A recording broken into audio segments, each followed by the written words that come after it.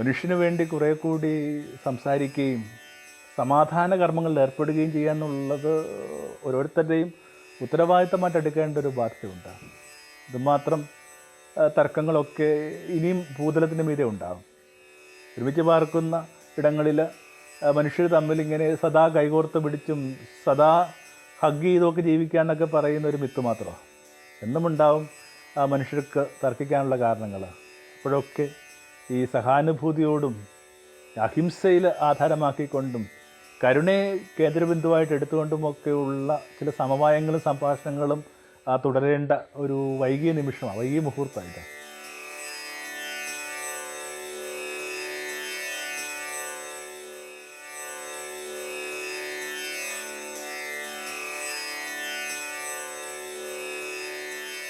ഗുരുഗണത്തിലേക്ക് സ്നേഹവന്ദനം. സമാധാനത്തിൻ്റെ ഐക്കണുകളായിട്ട് കരുതപ്പെടുന്ന കുറേയധികം മനുഷ്യരുടെ ഓർമ്മയുണ്ടായിരുന്നു ഒക്ടോബർ മാസത്തിൽ 2-ാം തീയതി. ഗാന്ധിയുടെ സ്മൃതിയാണ്. ഈ ദേശം വിടുമ്പോൾ സഹോദരന്മാരെ കണക്ക് നമ്മൾ പിരിയണമെന്നാവശ്യപ്പെട്ട ഒരു മനുഷ്യൻ. മൗണ്ട് ബാറ്റൻ പ്രഭു ഇന്ന് രാജകുടുംബത്തിൽ നടന്ന ഒരു കല്യാണത്തിന് ഒരു സമ്മാനം ഈ മനുഷ്യനിൽ നിന്ന് ആവശ്യപ്പെടുന്നുണ്ട്. തൻ്റെ കൈവശം എന്ത് സമ്മാനമാണ് രാജകീയ ജീവിതത്തിന് നിരക്കുന്ന വിധത്തിൽ നൽകാനുള്ളതെന്നൊക്കെ ചോദിക്കുമ്പോൾ പ്രഭു പറയുന്നത് ഇങ്ങനെയാണ്: ഒരു കൈലീസ് തുന്നിക്കൊടുത്താൽ മതി. ആ കൈലീസ് തുന്നിക്കൊടുക്കുന്നു. അത് അയച്ചു കൊടുക്കുമ്പോൾ ഒരു ചെറിയ കുറിപ്പ് ഈ പ്രഭുവിൻ്റെ കൂടെ വെക്കുന്നുണ്ട്. ഏറ്റവും വിലപിടിപ്പുള്ള സമ്മാനങ്ങൾക്ക് മീതെ നിങ്ങൾ ഈ തുവാല വെക്കണം. കാരണം പിരിയുമ്പോഴും സഹോദരന്മാരെ കണക്ക് പിരിയണമെന്ന് ആവശ്യപ്പെടുന്ന സാത്വികനായൊരു മനുഷ്യൻ തൻ്റെ കരങ്ങൾ കൊണ്ട് നെയ്ത തുവാലയാണിത്. സൗഹൃദമായിരുന്നു ഭാഷ, അഹിംസയായിരുന്നു സുവിശേഷം. പിന്നെ ഒക്ടോബർ 4 കസൻ സാക്സിൻ്റെയൊക്കെ പുസ്തകത്തിൽ ഫ്രാൻസിസിൻ്റെ അന്തിമ നേരമാണ്. ജൈൽസ് എന്ന് പറയുന്ന സഹോദരൻ ചോദിക്കുന്നുണ്ട്, ഇനി അങ്ങേക്ക് ഒന്നും പറയാനില്ലേ? പറയുന്നുണ്ട്, എല്ലാം പറഞ്ഞു കഴിഞ്ഞു, എന്തെങ്കിലും അവസാനമായിട്ട് കൂടി പറയുക. അപ്പോൾ ഫ്രാൻസിസ് ഇങ്ങനെ നിലവിളിച്ചുകൊണ്ട് പറയുന്നു: ദാരിദ്ര്യം, സമാധാനം, സ്നേഹം. ഒരു കാലത്തിൻ്റെ സ്നേഹത്തിൻ്റെ ഉപകരണമായിരുന്നു മനുഷ്യൻ. ഫ്രാൻസിസിൻ്റെ ആന്തരികതയിൽ നിന്ന് രൂപപ്പെട്ടൊരു പ്രാർത്ഥനയുണ്ട്. ലോകത്തിന് മുഴുവൻ പ്രിയപ്പെട്ട പ്രാർത്ഥനയാണിത്. Lord, make me an instrument of your peace. ഇത് സ്നേഹത്തിൻ്റെ ഉപകരണമാക്കി എന്നെ മാറ്റണമേ. അദ്ദേഹം കണ്ടുമുട്ടിയ എല്ലാ മനുഷ്യരെയും അഭിവാദ്യം ചെയ്തിരുന്ന ആ വാക്ക് പറഞ്ഞുകൊണ്ടാണ്. ശാന്തിയും സ്നേഹവും, പാക്സ് എന്ന് പറയുന്നൊരു വാക്ക് ഉപയോഗിച്ചുകൊണ്ട്.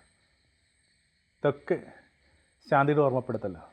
പിന്നെ 22-ാം തീയതി ജോൺ പോൾ II ഓർമ്മയുണ്ടായിരുന്നു. യുദ്ധം പാപമാണെന്ന് ലോകത്തോട് പറയാനായിട്ട് ചങ്കുറപ്പ് കാണിച്ച ഒരു മനുഷ്യനത്. പല കാലങ്ങളിലായിട്ട് ഒരു സഭാഘാതത്തിൽ സംഭവിച്ച അപരാധങ്ങൾക്ക് വേണ്ടി ഇങ്ങനെ പൊതുവിടത്തിൽ നിന്ന് മാപ്പ് പറയാനായിട്ട് ധൈര്യപ്പെട്ട ആ മനുഷ്യൻ മാപ്പ് പറയാനുള്ള കാരണങ്ങളിലൊന്ന് ഈ യുദ്ധത്തോട് പല കാലങ്ങളിൽ സഭ പുലർത്തിയ സഹിഷ്ണുതയായിരുന്നു. എല്ലാവരും ആ സമാധാനത്തിൻ്റെ വലിയ സംഗീതം മീട്ടാൻ ആഗ്രഹിക്കുമ്പോൾ, സങ്കീർത്തനം മീട്ടാൻ ആഗ്രഹിക്കുമ്പോഴായിരുന്നു വലിയ യുദ്ധത്തിൻ്റെ ഭീതി ലോകത്തിൻ്റെ മീതെ വന്ന് വീണത്. സങ്കീർത്തനങ്ങളൊക്കെ പറയുന്ന കണക്ക് ഇപ്പോൾ ഭൂമിയുടെ മീതെ ഒരു മരണനിഴൽ വന്ന് വീണിട്ടുണ്ട്. ഒരു ചെറിയ ദേശത്ത് നിന്ന് കാലാകാലങ്ങളായിട്ട് ദാരിദ്ര്യം മാത്രം കൈമുതലുള്ള ഒരു ജനത വൈകാതെ ചിലപ്പോൾ ഈ ഭൂതലത്തിന് മീതെ, ഈ ഭൂപടത്തിന് മീതെ ഇല്ലാതെയാകും. ഗാസയെക്കുറിച്ചൊക്കെ നമ്മൾ പറഞ്ഞു വരുന്നത്. വലിയ ആ യുദ്ധഭീതിക്ക് മീതെയായിട്ട് ലോകം ഇങ്ങനെ അടുത്ത ചുവടുണ്ടെന്നൊക്കെ ഓർത്ത് വിഷമിച്ചും ഭാരപ്പെട്ട് നിൽക്കുക. സമാധാന പാലകൻ അനുഗ്രഹീതനെന്ന് പറയുന്ന ഒരു തിരുവചനമൊന്നും ധ്യാനിക്കാനായിട്ടുള്ള നേരമോ ധ്യാനമോ നമുക്കില്ലാതെ പോകുന്നു. എങ്ങനെയാണ് മനുഷ്യൻ അനുഗ്രഹീതനായി ജീവിക്കേണ്ടതിനെക്കുറിച്ചുള്ള ഒരു ത്രെഡുണ്ട്. നമ്മളെന്നെ വിളിക്കുന്ന വാക്ക് ബാറ്റിറ്റ്യൂഡ്സ് എന്നാണ്, അഷ്ടഭാഗ്യങ്ങളെന്നാണ്. ഭാഗ്യമുള്ള മനുഷ്യരായിട്ട് ജീവിക്കണമെങ്കിൽ പുലർത്തേണ്ടി വരുന്ന ചില ധാർമ്മിക ഉത്തരവാദിത്തങ്ങളൊക്കെയാണ് അതിൻ്റെ പ്രമേയം. നമുക്കറിയാം, ഈ അഷ്ടഭാഗ്യം എന്നൊക്കെ പറയുന്നത് ഒരു പുലരിയിൽ യേശു 1, 2, 3 എന്ന് പറഞ്ഞ് അക്കമിട്ട് പറഞ്ഞ കാര്യങ്ങളല്ല, മറിച്ച് യേശുവിൻ്റെ മൂല്യവിചാരങ്ങളുടെ ആകത്തുകയാണ്. അപ്പോൾ അതിനകത്തെ വളരെ പ്രധാനപ്പെട്ട ഒരു സ്റ്റേറ്റ്മെൻറ്റ് എന്താണ്? സമാധാന പാലകർ അനുഗ്രഹീതർ. ശ്രദ്ധിക്കണം, സമാധാന സ്നേഹികളല്ല. സമാധാനത്തോട് സ്നേഹമില്ലാത്ത, സമാധാനം പുലരണമെന്ന് ആഗ്രഹിക്കാത്ത മനുഷ്യരാരുണ്ട്. പക്ഷേ നമ്മൾ ആ പ്രക്രിയയിൽ എന്ത് കോൺട്രിബ്യൂട്ട് ചെയ്യുന്നുള്ള വളരെ പ്രധാനപ്പെട്ട ഒരു കൊച്ചു വർത്താനത്തിനിടയിൽ പോലും അറിഞ്ഞോ അറിയാതെയൊക്കെ വീഴുന്ന ആ പകയുടെ വിത്തുകളെയൊക്കെ നമ്മൾ എങ്ങനെയാണ് നമ്മളതിനെ മുളയിൽ നുള്ളേണ്ടത്? പക എവിടെ കാണുമ്പോഴും അതിനെ കഠിനമായിട്ട് വെട്ടിത്തിരിഞ്ഞ് നോക്കിയ ഒരാളായിട്ട് യേശുവിന് എന്നാണ് നമുക്ക് പിടുത്തം കിട്ടുന്നത്? നമ്മൾ വായിച്ചു കേൾക്കുന്നുണ്ട്, ഒരു ദേശം യേശുവിനെതിരായിട്ട് കുറച്ച് ഹൃദയം കഠിനമാക്കുന്നുണ്ട്. അപ്പോൾ കൂട്ടത്തിലൊരാൾ പറയുന്നുണ്ട്, നമുക്ക് ആകാശത്ത് നിന്ന് തീയിറക്കി ഈ മുഴുവൻ നഗരത്തെ നശിപ്പിക്കാം. അടുത്ത വരി എന്തെന്ന് നിങ്ങളെ വേദപുസ്തകം തുറന്ന് വായിക്കണം. അതിങ്ങനെയാണ്: അവരെ ഞെട്ടിത്തിരിഞ്ഞ് നോക്കിയിട്ട് ചോദിച്ചു, നിങ്ങൾ ഭരിക്കുന്ന ഏതാത്മാവാണ്? യുദ്ധം പൂർണ്ണമായിട്ടും അപലപിക്കപ്പെടേണ്ട ഒന്നാണ്. എന്നിട്ടും അതിന് പോലും തയ്യാറാതെ ഒരു ക്രിക്കറ്റ് മാച്ച് കാണുന്ന ഒരു കൗതുകത്തോടു കൂടി, ഒരു വിനോദഭാവനോടുകൂടി മനുഷ്യർ യുദ്ധത്തെ ഉറ്റുനോക്കുമെന്ന് പറയുന്ന കഠിനമായ ചില കാര്യങ്ങൾ കൂടി ഈ നാളുകളിൽ സംഭവിക്കുന്നുണ്ട്. യുദ്ധത്തിനെ ഭയങ്കരമായി ഗ്ലോറിഫൈ ചെയ്യുന്ന രീതി, ഒരു പ്രത്യേക സമൂഹത്തോടൊപ്പമാണ് ദൈവം നിൽക്കുന്നുവെന്നൊക്കെ വേദപുസ്തകത്തിൻ്റെ പലയിടങ്ങളിൽ നിന്നൊക്കെ എടുത്ത് കോട്ട് ചെയ്ത് അത്തരം ചില വിചാരങ്ങളെ കുറേ കൂടി ഇങ്ങനെ ബുദ്ധിമുട്ടിലാക്കുന്ന രീതിയൊക്കെ ഈ ദിവസങ്ങളിൽ കാണുന്നുണ്ട്. ദൈവം യുദ്ധത്തിനോടൊപ്പമാണെന്ന് ആര് പറഞ്ഞു? പഴയ നിയമത്തിൽ ഏറ്റവും കൂടുതൽ മനുഷ്യരെ തോൽപ്പിക്കുകയും ഗോത്രങ്ങളെ തോൽപ്പിക്കുകയും ഒക്കെ ചെയ്തൊരു യുദ്ധവീരനുണ്ടായിരുന്നു. അയാളുടെ പേര് ദാവീദ് എന്നാണ്. അല്ലെപ്പോഴും വിചാരിച്ചിരുന്നത് ദൈവം അയാൾക്ക് വേണ്ടി ആ മനുഷ്യരെ വീഴ്ത്താനായിട്ട്, എതിരാളികളെ തോൽപ്പിക്കാനായിട്ട് സഹായിച്ചു എന്നുള്ളത് തന്നെ. അത് അയാൾ ദൈവത്തിൽ ആരോപിച്ചിട്ടുള്ളൊരു കാര്യമാണ്. ദൈവം പകരം എന്താ ചെയ്തത്? ഈ മനുഷ്യൻ ദേവാലയം പണിയാൻ വേണ്ടി തീരുമാനിക്കുന്നു. ദേവാലയം പണിയാൻ വേണ്ടി അയാൾ തീരുമാനിച്ച് കഴിയുമ്പോൾ ദൈവാലയത്തെ അടുത്ത് പറയുന്നു, നീ ദേവാലയം പണിയില്ല. എന്താ കാര്യം? നിൻ്റെ കരങ്ങളിൽ ചോരയുണ്ട്. അത്രയും കാറ്റഗോറിക്കൽ സ്റ്റേറ്റ്മെൻറ്റാണ്. കയ്യിൽ ചോരയുള്ള ഒരാൾക്കും എനിക്കും ഇടയിൽ ഒരു പൊതുവായിട്ടിടമില്ല, നമുക്കിടയിൽ ഒരു ബ്രിഡ്ജില്ല എന്ന് പറയുന്ന വിധത്തിൽ കാറ്റഗോറിക്കലായ സ്റ്റേറ്റ്മെൻറ്റ്സ് വേദപുസ്തകത്തിൽ ഈ ബ്ലാക്ക് ആൻഡ് വൈറ്റിൽ കിടന്നിട്ടും മനുഷ്യർ എങ്ങനെയാണ് തങ്ങളുടെ കിരാതമായ ഭാവനയ്ക്ക്, തങ്ങളുടെ ആസുരമായ ഭാവനയ്ക്ക് നിരക്കുന്ന വിധത്തിൽ പാഠഭാഗങ്ങൾ തപ്പിയെടുക്കുക എന്നുള്ളത് എന്തൊരു ദൈവദൂഷണമാണ്. ദൈവത്തിൻ്റെ നാമം വൃഥാ പ്രയോഗിക്കരുതെന്നൊക്കെ നമ്മൾ പറയുമ്പോൾ നമ്മൾ എന്താ അതിനർത്ഥമാക്കുന്നത്? ദൈവത്തിൻ്റെ സത്തയ്ക്ക് നിരക്കാത്ത, ദൈവത്തിൻ്റെ ഗുണമേനയ്ക്ക് നിരക്കാത്ത കാര്യങ്ങളിലേക്ക് ദൈവനാമം വലിച്ചിഴക്കുന്നതിനേക്കാൾ വലിയ ദൈവനാമം വൃഥാ ഉപയോഗിക്കുക എന്ന് പറയുന്ന ഒരു ഘടകം വേറെയില്ല. അപ്പോൾ വരുന്ന കുഞ്ഞു പ്രശ്നം ഇത്രയേ ഉള്ളൂ.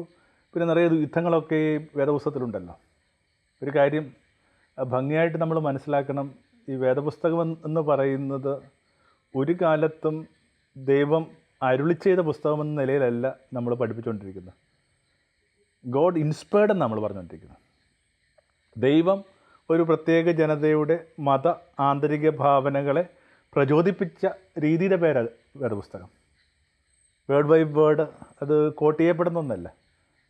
അതങ്ങനെ ആയിരുന്നെങ്കിൽ ഒരു വേദപുസ്തക വിവർത്തനത്തിന് പോലും പ്രസക്തിയില്ല. കാരണം ഓരോ പദങ്ങൾക്ക് വേണ്ടി ആ പദങ്ങളിൽ ഉപയോഗിക്കുന്ന ന്യൂയാൻസ് വേറെ പദത്തിൽ നിന്ന് വേറൊരു പരാവർത്തനം നമുക്ക് ലഭിക്കില്ല. അപ്പോൾ ഒരു കാലത്ത് നമ്മളതങ്ങനെ പറഞ്ഞിട്ടില്ല.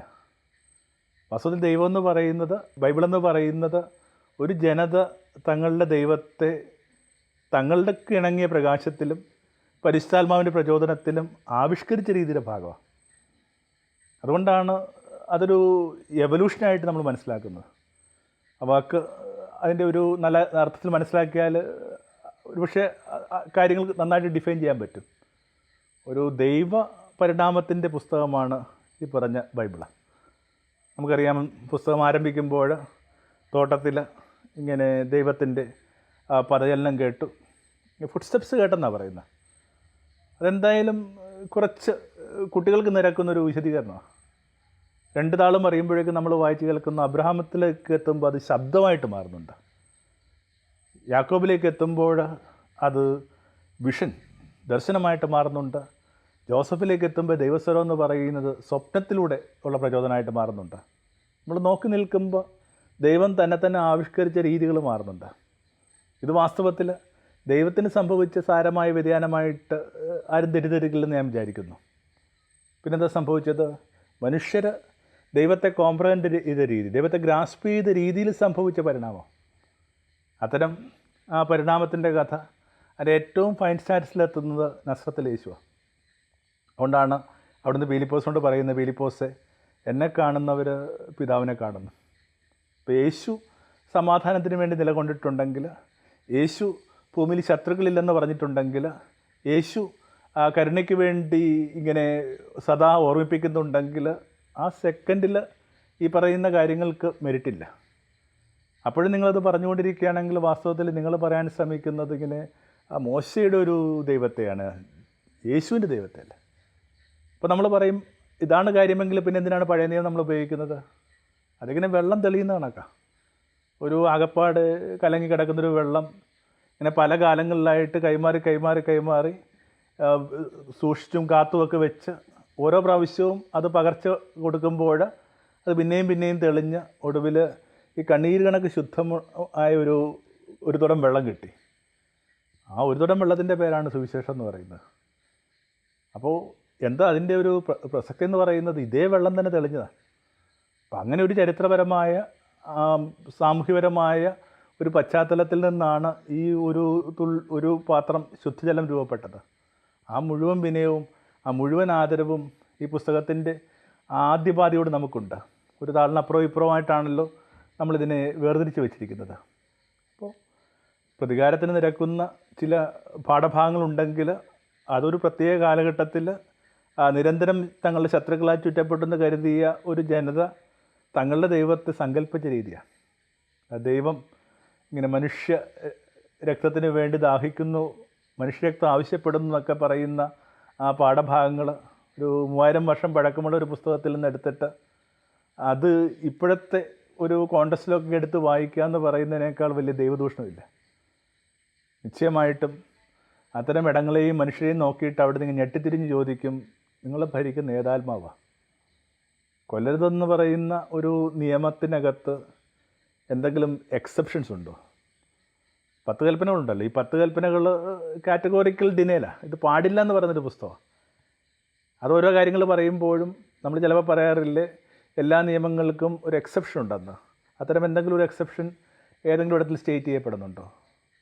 എന്തെങ്കിലും ഒരു പ്രത്യേക പരിഗണനയ്ക്ക് ഇതിനകത്തുനിന്ന് ഒരു ഭേദപ്പെട്ട രീതിയിൽ ഈ കാര്യങ്ങളെ മോഡറേറ്റായിട്ട് വായിക്കണമെന്നോ ഈ കാര്യങ്ങളെ അണ്ടർസ്റ്റാൻഡിംഗ് ആയിട്ട് വായിക്കണം എന്നൊക്കെ പറയുക എന്ന് പറയുന്നത് വാസ്തവത്തിൽ ഈ കൽപ്പനകളെന്ന് പറഞ്ഞൊരു സംഭവത്തിന് എതിരായിട്ടുള്ള ലംഘനമാണ്. ക്രിസ്തുവിലേക്ക് എത്തിയിട്ടൊന്നുമില്ല. കൽപ്പനകളെന്നൊക്കെ പറയുന്നത് വാസ്തവത്തിൽ ആത്മീയ മനുഷ്യന് വേണ്ടിയുള്ള ചട്ടങ്ങൾ പോലുമല്ല, എത്തിക്കൽ മനുഷ്യന്, ധാർമ്മിക മനുഷ്യന് വേണ്ടിയുള്ള ഒരു ചട്ടങ്ങളാണ്. ഒരു പക്ഷേ ഒരു കാലത്തിൻ്റെ ആദ്യത്തെ ഇങ്ങനെ മനുഷ്യന് വേണ്ടിയുള്ള ഒരു നിയമനിർമ്മാണം എന്ന് പറയുന്നതായിരുന്നു ഈ ഡെക്കലോഗ് എന്ന് പറയുന്നത്, ഈ പറഞ്ഞ 10 കൽപ്പനകളെന്ന് പറയുന്നത്. അവിടെ നിന്നൊക്കെ എന്തുമാത്രം കാര്യങ്ങൾ പ്യൂരിഫൈഡായി. അപ്പോൾ മനുഷ്യന് വേണ്ടി കുറേ കൂടി സംസാരിക്കുകയും സമാധാന കർമ്മങ്ങളിൽ ഏർപ്പെടുകയും ചെയ്യുക എന്നുള്ളത് ഓരോരുത്തരുടെയും ഉത്തരവാദിത്തമായിട്ട് എടുക്കേണ്ട ഒരു ബാധ്യതയുണ്ട്. ഇതുമാത്രം തർക്കങ്ങളൊക്കെ ഇനിയും ഭൂതലത്തിന് മീതെ ഉണ്ടാകും. ഒരുമിച്ച് പാർക്കുന്ന ഇടങ്ങളിൽ മനുഷ്യർ തമ്മിൽ ഇങ്ങനെ സദാ കൈകോർത്ത് പിടിച്ചും സദാ ഹഗ് ചെയ്തൊക്കെ ജീവിക്കുക എന്നൊക്കെ പറയുന്ന ഒരു മിത്ത് മാത്രമാണ്. എന്നുമുണ്ടാവും മനുഷ്യർക്ക് തർക്കിക്കാനുള്ള കാരണങ്ങൾ.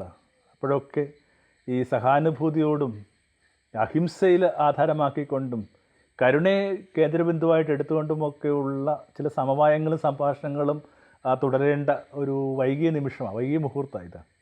എൻ്റെ സ്നേഹിതനായ ഒരു വൈദ്യൻ ജോസ് സുരേഷ്, ഞാൻ പല പ്രാവശ്യം അദ്ദേഹത്തെ പരാമർശിച്ചിട്ടുണ്ട്. ജോസ് സുരേഷ് ഒരു പുസ്തകത്തിൽ നിന്ന് കോട്ട് ചെയ്യുന്നൊരു സംഭവം വസ്തുതയിൽ വളരെ ചിന്തയെ പ്രകാശിപ്പിക്കുന്ന ഒന്നാണ്. ഒരു അറബി തൻ്റെ മരിക്കാൻ നേരത്ത് തൻ്റെ 11 ഒട്ടകങ്ങൾ മക്കൾക്കായിട്ട് വിഭജിക്കുന്നൊരു കഥയാണ്. ആ കഥ ഇങ്ങനെയാണ്. 11 ഒട്ടകമുണ്ട്. കണക്കിങ്ങനെയാണ്: പകുതി മൂത്താൾക്ക് കിട്ടണം, കാൽഭാഗം അതിനകത്തുനിന്ന് ഇളയാൾക്ക് കിട്ടണം. അതിൻ്റെ എന്ത് ചെയ്യുന്നുണ്ട്, 2/1 ഇങ്ങനെ ഏറ്റവും ഇളയാൾക്ക് കിട്ടണം. 11 ഒട്ടകമൊക്കെ ആയിട്ട് എങ്ങനെയാണ് നിങ്ങളിതിനെ വിഭജിക്കാൻ പോകുന്നത്? ഈ ചോദ്യം ഇതിനു മുമ്പ് നിങ്ങൾ ഈ ഒരു കഥ കേട്ടിട്ടില്ലെങ്കിൽ അത് നിങ്ങളോട് തന്നെ ചോദിക്കുക. എങ്ങനെയാണ് ഈ 11 ഒട്ടകങ്ങളെ നിങ്ങൾ ഈ പറഞ്ഞ അളവിൽ എങ്ങനെ വിഭജിക്കുക? സ്വാഭാവികമായിട്ടും നമ്മുടെ ആ ഒരു അടഞ്ഞ ബുദ്ധിക്കകത്ത്, നമ്മുടെ ഒരു കൺഫൈൻഡ് ആയിട്ടുള്ള ഒരു ഇൻ്റലിജൻസിനകത്ത് നമ്മൾ വിചാരിക്കും ഇതിനെ അങ്ങ് വിഭജിക്കുന്നതായിരിക്കും. അങ്ങനെ 5.5 ആയിട്ടോ അല്ല 11 ഒട്ടകമല്ലേ, അപ്പോൾ ബാക്കിയുള്ളതൊക്കെ എന്ത് ചെയ്യും എന്ന് വെച്ചെന്നാൽ, നിങ്ങൾ ഇതിനകത്ത് വിഭജിക്കാൻ പോകുന്നത്, അതിൻ്റെ ഒടുവിലായിട്ട് സംഭവിക്കാൻ പോകുന്നത് ഇങ്ങനെ ജീവനുള്ള ഒരു കൈമാറ്റമല്ല, എല്ലാത്തിനും ഇങ്ങനെ മുറിച്ചുകൊണ്ടുള്ള സംഭവമാണ്. അപ്പോൾ ഒരു ജ്ഞാനിയായ മനുഷ്യൻ്റെ അടുക്കലേക്ക് ചെല്ലുമ്പോഴേക്ക് അയാൾ പറഞ്ഞു, എൻ്റെ കൈവശം ഒരു ഒട്ടകമുണ്ട്. നിങ്ങളുടെ ഒട്ടകം കണക്ക് അത്ര വലിയ പകുട്ടുള്ള ഒട്ടകമൊന്നുമല്ല, പക്ഷേ അത് ഞാനിങ്ങനെ നിങ്ങൾക്ക് തരാൻ വേണ്ടി തയ്യാറാവുകയാണ്. നിങ്ങൾ ഈ ഒട്ടകം കൂടി എടുത്തോളുക.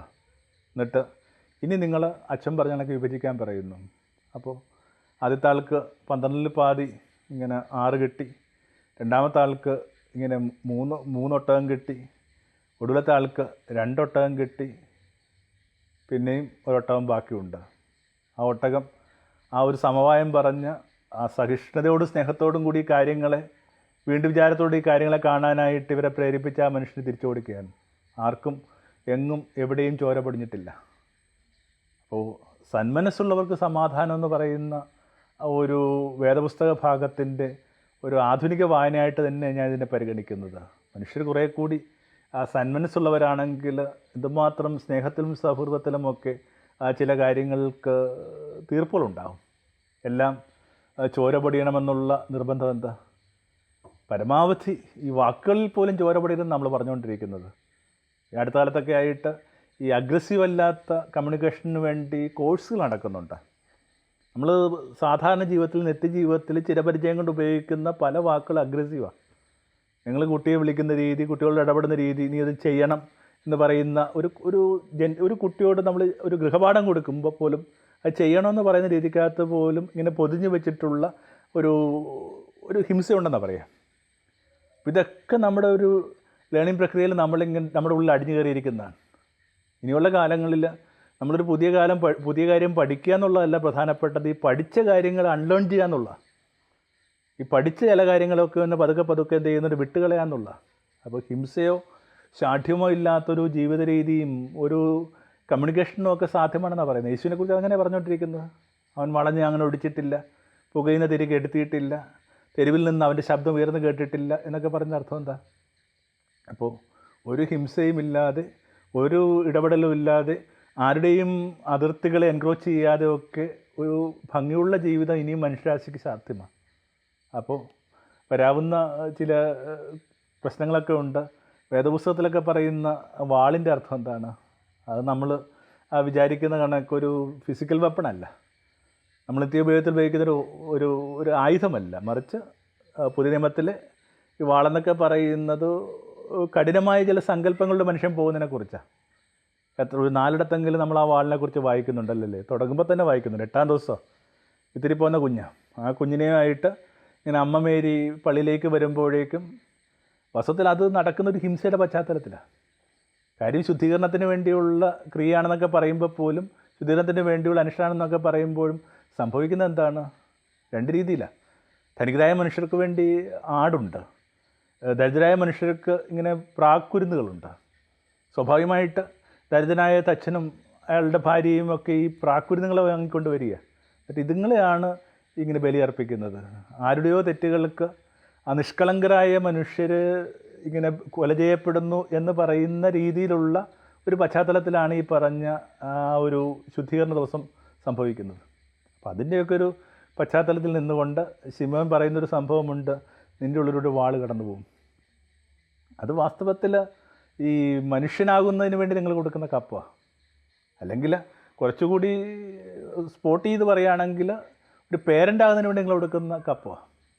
നിങ്ങൾ ഒരു അച്ഛനോ അമ്മയാകാൻ തീരുമാനിച്ചിട്ടുണ്ടെങ്കിൽ അത് എപ്പോഴും നിങ്ങളുടെ ഒക്കത്തൊരു കുട്ടി ഉണ്ടാവണമെന്നോ മടിയിലൊരു കുട്ടി ഉണ്ടാവണമെന്ന് പോലും ഇല്ല. ഒരു ആത്മീയ വ്യാപാരങ്ങളിലുമൊക്കെ ആത്മീയ മേഖലകളിലൊക്കെ നമ്മൾ ഉപയോഗിക്കുന്ന വാക്കാണല്ലോ എൻ്റെ മകൻ എൻ്റെ മകളെന്നൊക്കെ പറയുന്നത്, spiritual son and spiritual daughter എന്നൊക്കെ പറയുന്നത്. അപ്പോൾ എവിടെയെങ്കിലും നിങ്ങൾ ആരുടെയെങ്കിലും അച്ഛനോ അമ്മയാകാനായിട്ട് ബോധപൂർവം തീരുമാനിക്കുന്ന ആ ദിവസം തൊട്ട് നിങ്ങൾക്ക് ആ പർട്ടിക്കുലറായ വ്യക്തിയുടെ മീതെ ഒത്തിരി സഫർ ചെയ്യേണ്ടതായിട്ട് വരും. അത്രേ ഉള്ളൂ അതിൻ്റെ അർത്ഥം, അല്ലെങ്കിൽ അതാണ് അതിൻ്റെ അർത്ഥം.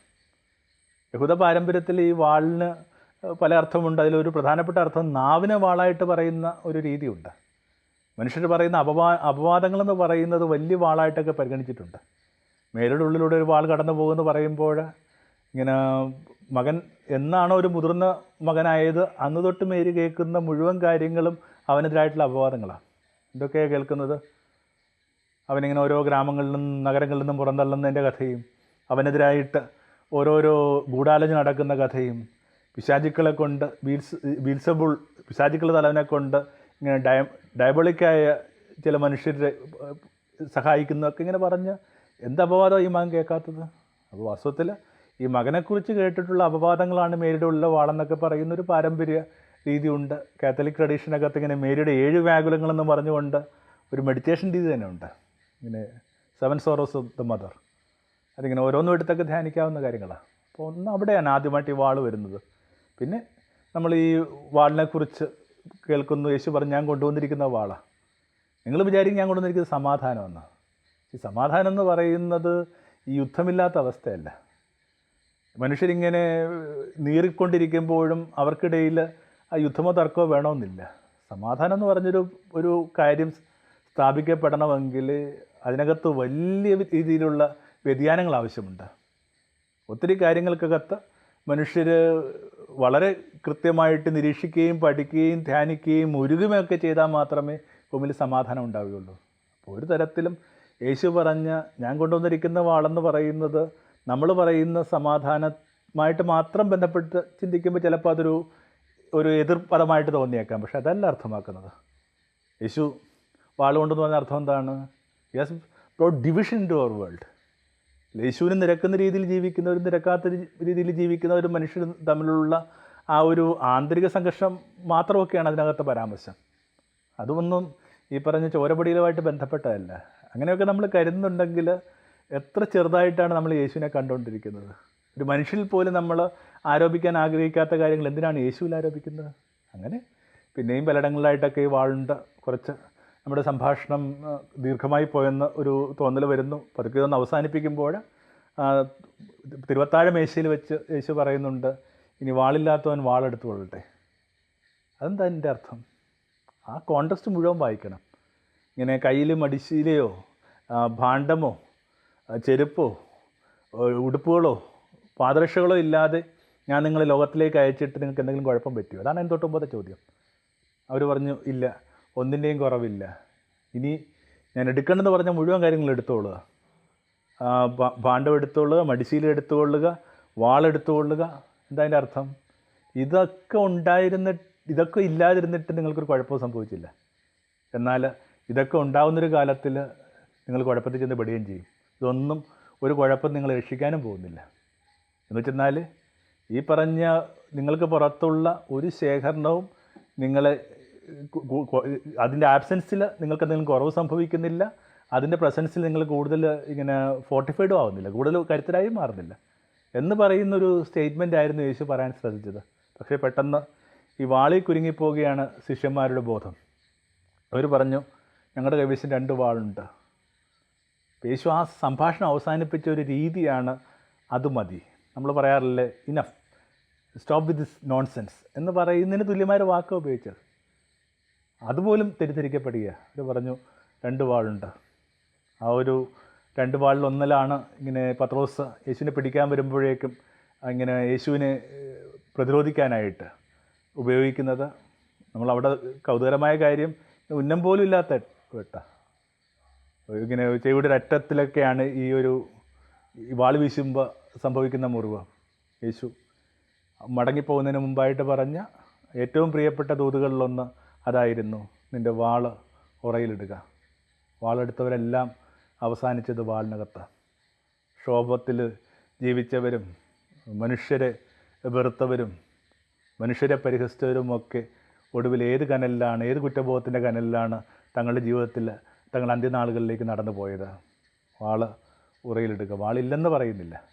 എല്ലാ മനുഷ്യരുടെ ഉള്ളിലും ഈ പകയും വെറുപ്പും വിദ്വേഷവും ഒക്കെ ഏതൊക്കെ അനുപാതങ്ങളിൽ ഇനി ഏത് നിക്ഷേപിച്ചിട്ടുണ്ട്. പക്ഷെ അത് എന്തുമാത്രം അവനവനോട് തന്നെ പുലർത്താനും അവനവനോട് തന്നെ യുദ്ധം ചെയ്യാമെന്ന് പറയുന്നൊരു പുതിയ ധ്യാനരീതി പഠിക്കുകയൊക്കെ ചെയ്യാനായിട്ട് അവിടുന്ന് നമ്മളോട് ഓർമ്മിപ്പിക്കുന്നുണ്ടാവും, അഭിലഷിക്കുന്നുണ്ടാവും. ഭൂമിയിൽ കുറച്ചുകൂടി സമാധാന ഗീതങ്ങൾ ഉയരുമെന്ന് നമുക്ക് പ്രത്യാശിക്കാം. ആ രാത്രിയിലെ ഗീതം ഭൂമി മുഴുവൻ മുഴങ്ങട്ടെ. അത്യുന്നതങ്ങളിൽ ദൈവത്തിൻ്റെ മഹത്വം, ഭൂമിയിൽ സന്മനസ്സുള്ളവർക്ക് ശാന്തി, സന്മനസ്സുള്ളവർക്ക് മാത്രം ശാന്തി ഉണ്ടായിരുന്നു. ആമേൻ. തമോന്മുഖം ജീവിതം പ്രഭാമയം സന്നിധാനം.